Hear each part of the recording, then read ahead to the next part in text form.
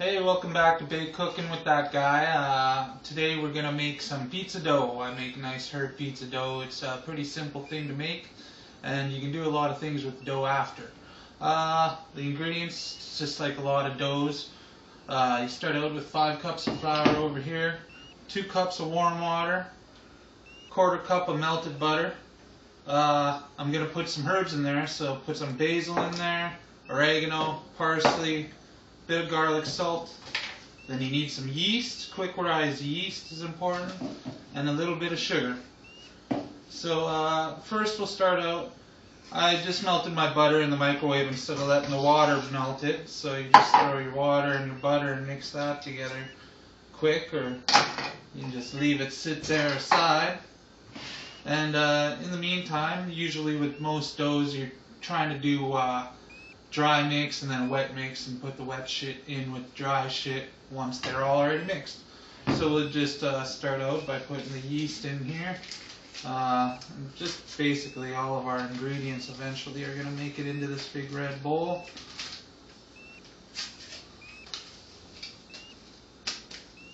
And for the herbs, I don't do much measuring like a lot of things. I just kind of wing it. What I like a little more of, I'll put in.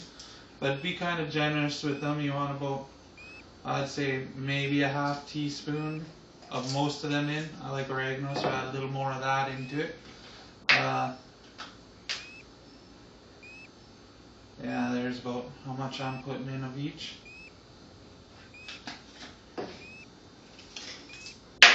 That's parsley. And then also make sure to keep your house nice and warm, because this is a dough and you want to be able to have it rise. And if you have a cold house, it's not going to rise. Make sure the kids aren't walking in and out and the door isn't opening and closing, because you know, like your mom was always probably telling you, get the fuck out of the kitchen, leave the doors alone when she's making bread. Well, that's why you need it to rise. And if it doesn't rise, it just doesn't turn out too well. So then we need a tablespoon of sugar, throw in there, and I'm going to put a bit of the garlic salt instead of regular salt. I'm still going to add some of that. It looks like I forgot it. So I'm going to try about a ½ teaspoon of garlic salt. Go over here, grab my regular salt. I always seem to forget something. That's bait cooking for you. Add about ½ teaspoon to almost a full teaspoon of that. Get it together and make sure to mix it all. Get it as even as you can in here. The more you mix this up, the better. You got all them herbs in there. You want them to be evenly spread through your dough. If you don't do it now, they won't evenly spread. So you get that looking nice, even like that. Make your bowl inside the bowl again. And that's so when you're mixing this stuff, make sure it's somewhat of the butters mixed in together. I'll start out by putting about 1/3 of the mixture in at a time, and then fold it over again. This folding technique seems to come in handy for a lot of things. I don't really know the reason why they make you fold as opposed to stir. I think it's something to do with dough consistency. Like I say, I'm not a schooled cook. I just learned to cook out of necessity.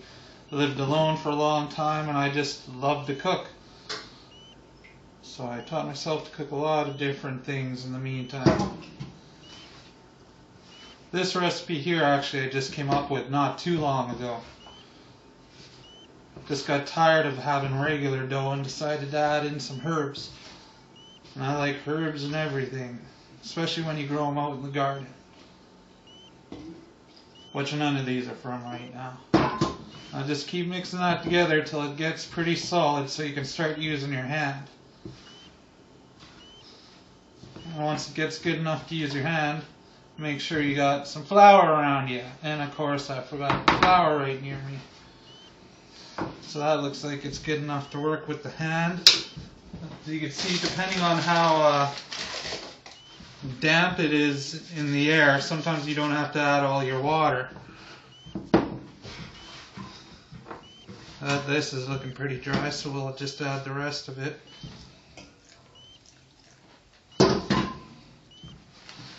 Keep working it over. Make sure to keep your hands nice and covered in flour or else everything's going to stick.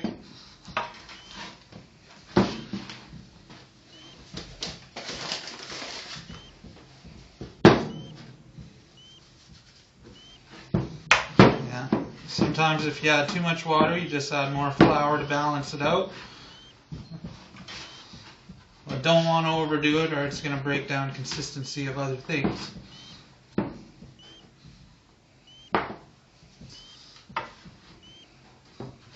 You want to get it so the dough stops sticking to your hand, and when it stops sticking to your hands, you know it's just right. And you want to leave a little bit of flour left around the bowl so when it's rising it doesn't stick to the bowl like last time. This is about the consistency you want to get it in. You can see it kind of, you separate it, it still holds together kind of like elastic. And when you pick it up, it stays in a nice solid ball and doesn't stick to your hands that much. So now that that's ready, it's time to let it sit. It's time to let it sit, and of course you know what that means. Time to go back, have a puff. So we're going to let it sit and rise in a nice warm house for about an hour and a half before we get to making all the other stuff we can make with the dough once it's done. So yeah, I'm going to head out back. I'll come out and we'll start making the video after it's all risen. Have a good one. Hey, welcome back. It's been about an hour and a half, not even an hour and 15 minutes maybe. So here's what the dough should look like, assuming your house is hot. Me, I lucked out because I went outside to smoke one and left the patio door open for like a half an hour while I was playing video games and waiting. But luckily, it still rose up nice. So like usual dough, make sure you got your hands preferably clean first. And then just get them good covered in flour. Get a little flour, sprinkle it over top. It's just going to help it from not sticking to your hand. Then get in there, come to the dough nice and close, and just fold it over and push it down. It's full of air right now because the yeast made it. That's why it rises, and I don't know, all that technical shit that I don't know. So there's your dough. Now we're not going to use that all. So we're going to go and just take a chunk of it out. We're going to make a few different personal pieces. Oh, and I just cut myself. Luckily, I play bass, so I don't think it bled. Just cutting a bunch of skin off, but nothing in the dough. It's all good. Don't worry. So we're going to take this dough. You can see the herbs in it and everything else is all throughout it. Really nice. Get a rolling pin, cover the rolling pin in flour, always a must, and just start rolling it out nice and thin. Now a good thing to do with this dough too if you want, take off the little chunks that are about that big and throw them on a hot frying pan until they're golden brown, nice and thin too, and then you'll have like a,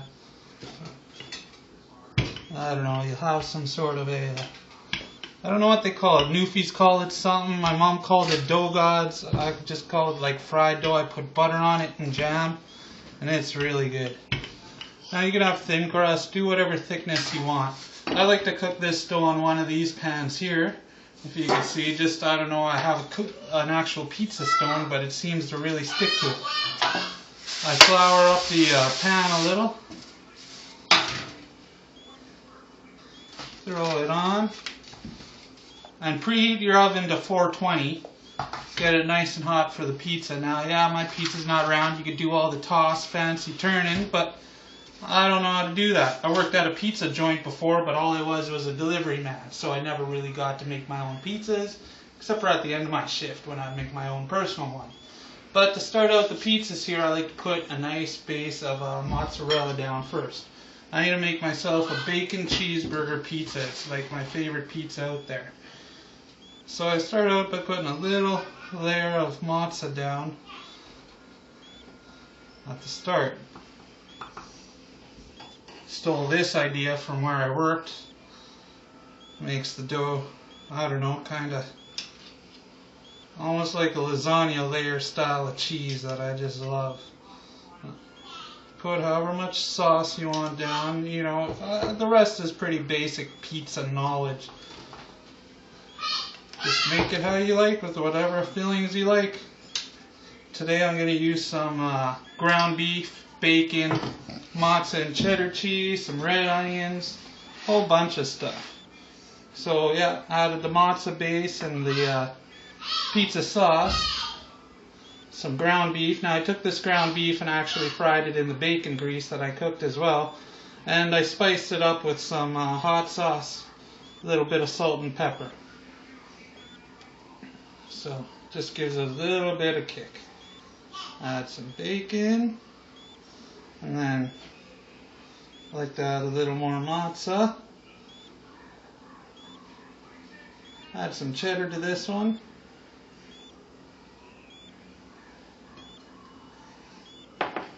I like to add a couple mushrooms to the top.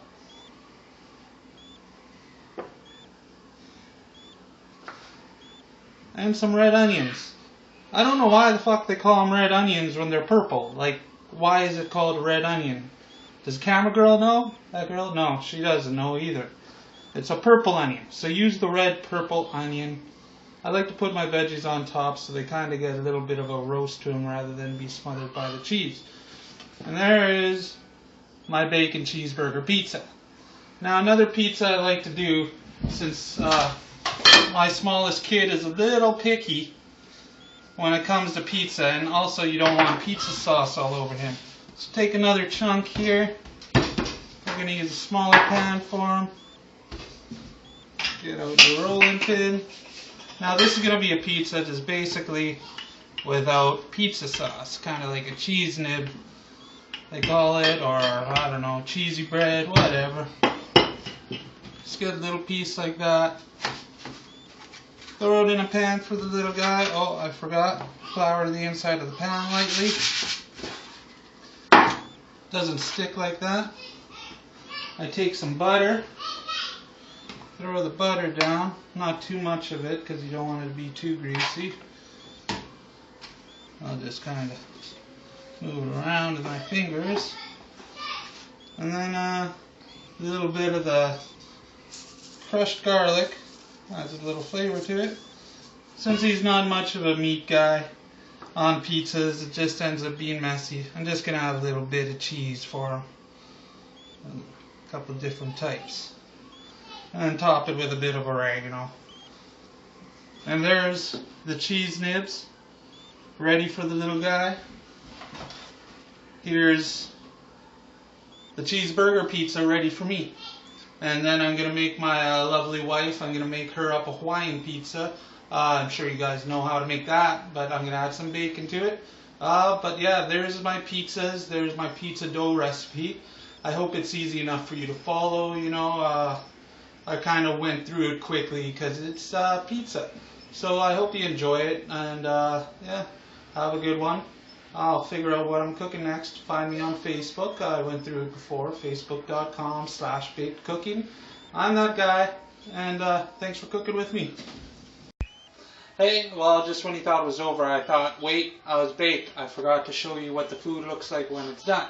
So after 20-25 minutes in the oven at 420, here's what the results are. These are the cheesy bites, or whatever, cheese nibs for the little guy. Here is the great Super Hawaiian pizza for my lovely wife. And then inside we got my pizza finally cooking. That's the bacon cheeseburger one. Always feed the ladies, feed the children first, then you can have a nice quiet meal to yourself. Anyways, you know, thanks for joining me. So follow all the info to find out where I am, and stay tuned for the next video. Happy cooking.